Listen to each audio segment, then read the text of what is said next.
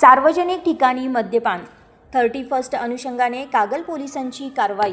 9 जणांवर गुन्हे दाखल। कागलमधील मोकळ्या जागेत माळरानात अंधाराचा फायदा घेत दारू पिण्यास बसलेल्या तळीरामांवर कागल पोलिसांनी रात्री कारवाई केली। 31 डिसेंबरच्या अनुषंगाने कागल पोलिसांनी पेट्रोलिंग करत तब्बल 9 जणांना ताब्यात घेऊन त्यांच्यावर गुन्हे दाखल केले।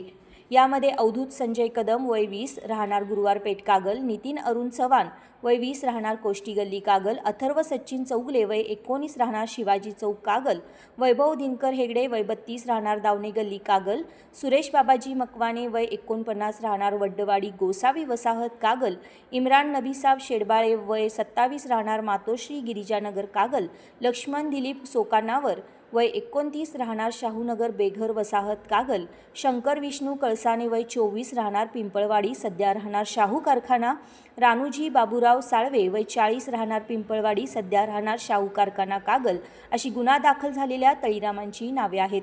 त्यांच्यावर महाराष्ट्र दारूबंदी अधिनियमानुसार कारवाई करत गुन्हा दाखल केला आहे।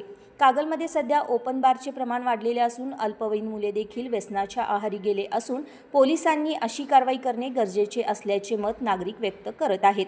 या कारवाईमध्ये कागल पोलीस ठाण्याचे पोलीस निरीक्षक गंगाधर घावटे यांच्या मार्गदर्शनाखाली police head constable A G. Kamble, S B. Bhat, police constable Arun Govind Kamble, police Naik Rajendra Raghunath Patil, police head constable Arun Apke, police head constable V T. Patil, सहाय्यक फौजदार Doiphode, police head constable Chintaman Kamble, police head constable Jadhav, Suresh Patil, police अंमलदार Jafar Kurane, police head constable S P. Gurav, police head constable Mane, ASI. Kochargi, police head constable A S. Patil यांनी ही कारवाई केली।